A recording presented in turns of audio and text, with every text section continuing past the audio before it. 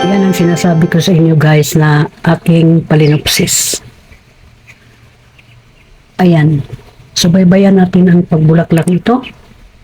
White ang bulaklak nito. Ayan, dalawa yung ano niya, spike. Sinabi ko yan sa inyo na kunan ko yan. At itong isa, ayan o. Yan siya lumabas sa kanyang suloy. Hindi sa original na ma'am. Ayan. So, ayan guys, subaybayan natin yan ha. Hanggang sa magbulaklak. So, ayan din. Yung palinopsis ko din naman.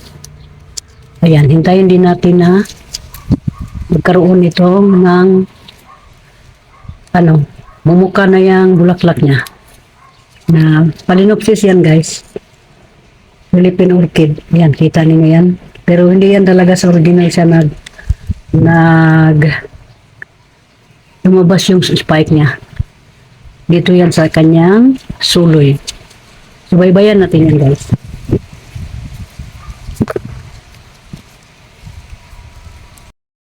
Update ko lang kayo guys. Ayan o. Yung bulb niya. Ito.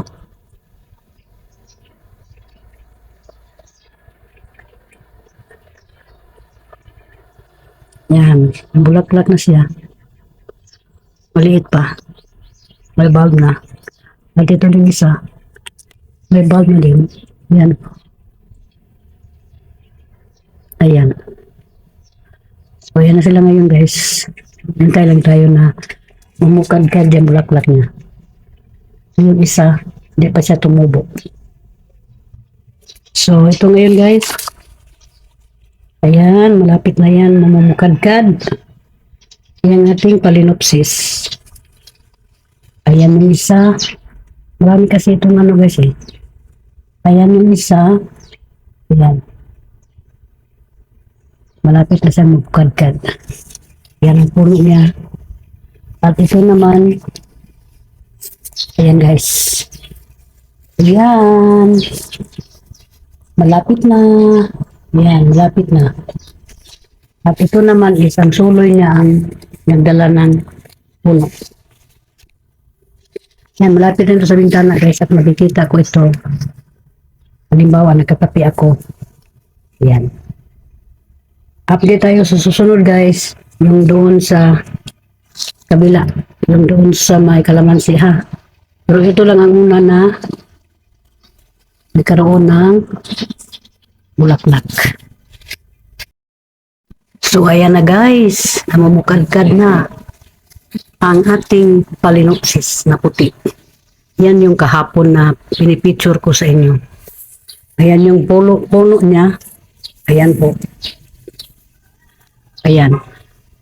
O, di ba maganda? Cute siya. At ito namang sa kabila. Ayan. Umpisa pa lang yan siya, guys. Ayan, yung mga bulaklak nila. At ito. Ayan.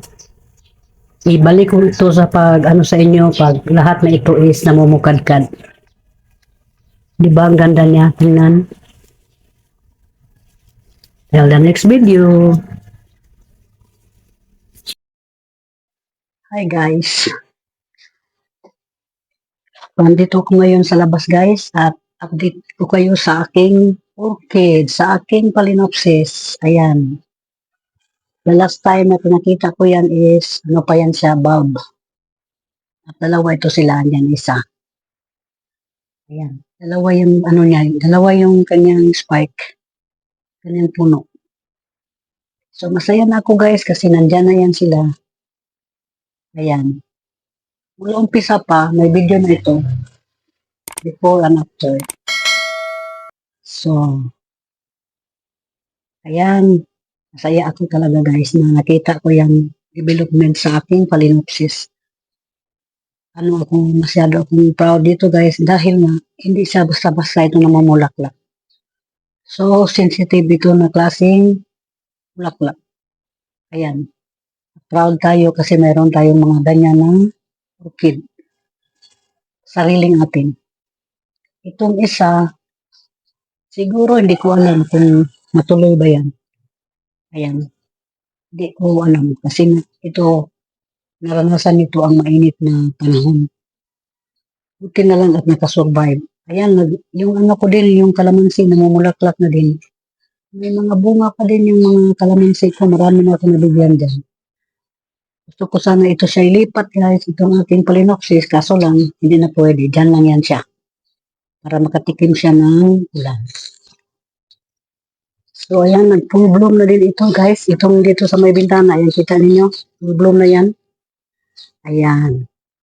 So, saya na ako. At ito din guys. Ayan, full bloom na din. Yung banda sa bintana. Ayan.